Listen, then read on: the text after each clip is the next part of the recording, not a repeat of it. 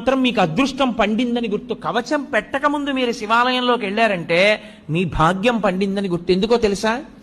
ఈ సమస్త ప్రపంచమునందు కేళి చేసే శివస్వరూపం దర్శనం అవ్వాలంటే నందీశ్వరుడికి ఆయన ఇలా ఉంటే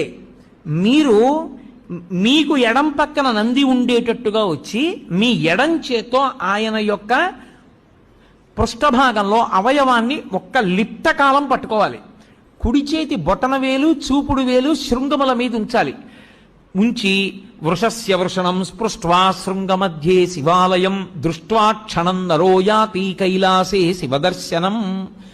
ఇలా పెట్టి తర్వాత ఎడం చేత్తో పట్టుకుని ఒక్కసారి ఇలా నొక్కి వదిలేయాలి.